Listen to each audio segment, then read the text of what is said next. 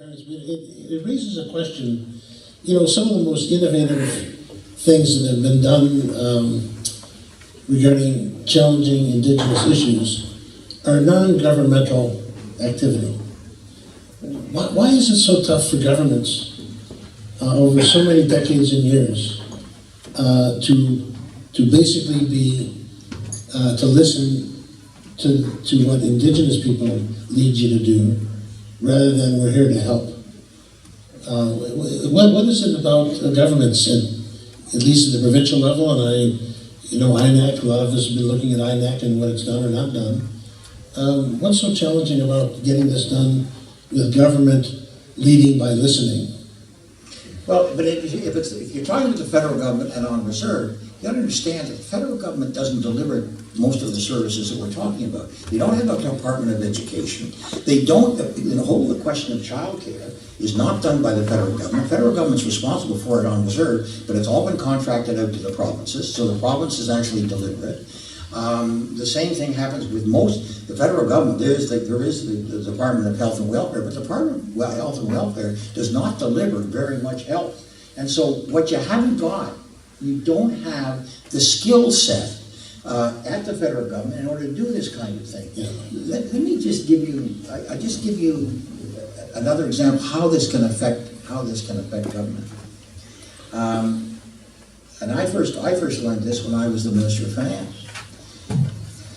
Some of you know that my first job as Minister of Finance was to basically cut an awful lot of spending.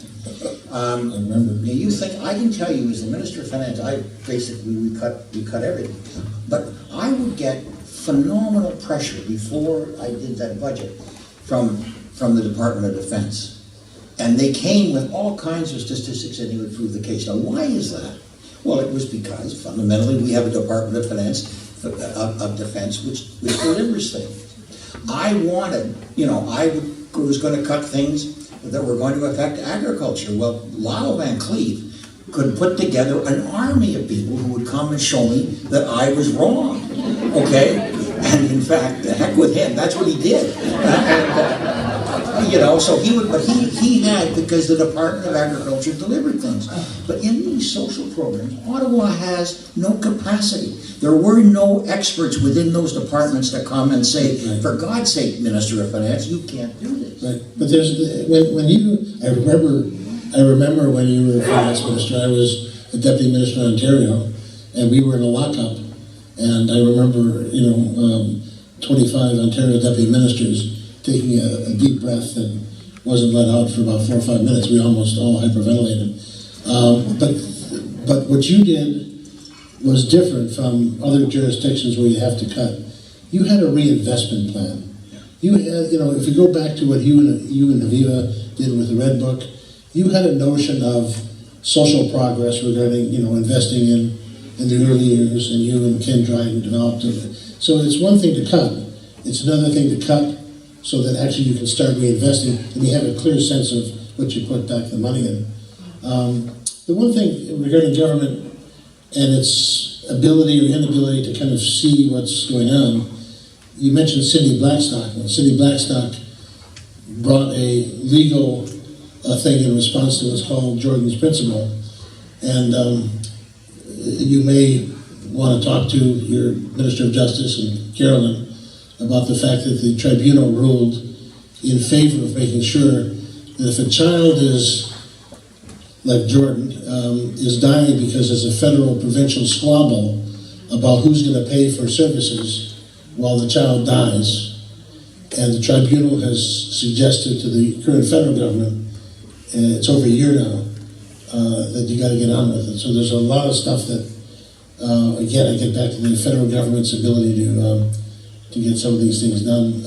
Could you just talk briefly about the entrepreneurial business support you're providing Indigenous youth? Because I think that's a fairly important one as well.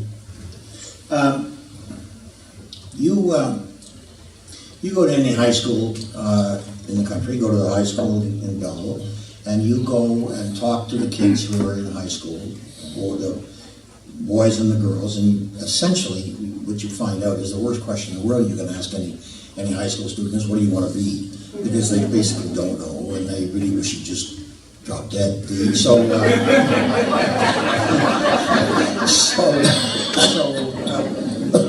just think then how much tougher it is if you're a kid in some northern reserve, and it's just, there's nothing that opens this up to you.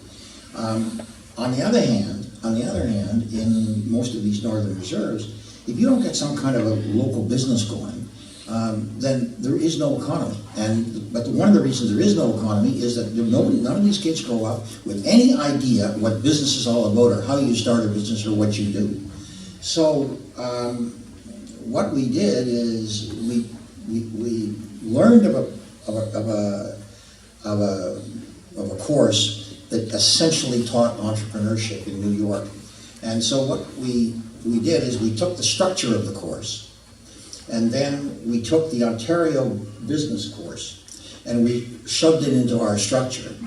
And we took it up to a reserve school, because everything we do, we start with a pilot project.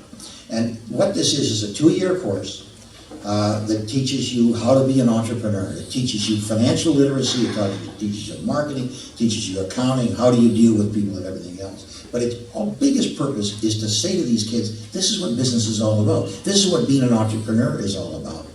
And so we took it into high school in Thunder Bay, Dennis Franklin Cromartie High School in Thunder Bay. And we introduced it into the course, and it was a phenomenal success.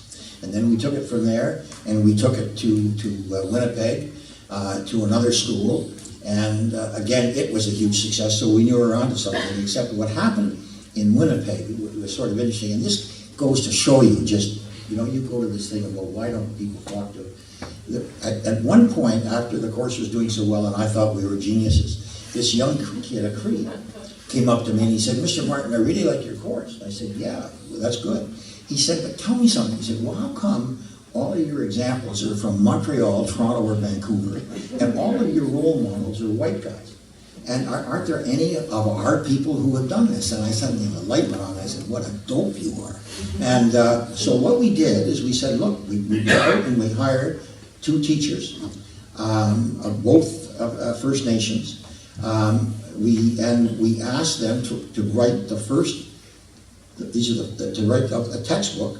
They're the first textbooks, workbooks ever written by 2 Aboriginal teachers about Aboriginal First Nations business people for Aboriginal students. And then we went to a publishing company. We published the book, and at that, then we brought this book back, and the course, which was getting like this, just took off. And the interest of the students who in these schools across the country, these First Nations kids, because they're all First Nations kids, across in the course, just changed dramatically when they were reading about their own people in their backgrounds that were familiar. And again, there's a lesson. For heaven's sakes, we keep thinking, I mean, how would any of us feel if all of a sudden somebody said, I'm going to teach you business, but, it's all the examples in New York and Chicago. We would say you're nuts. And these kids basically said to me, you're nuts. And so the course is just taken off. Yeah, fantastic. Thank you, Prime Minister.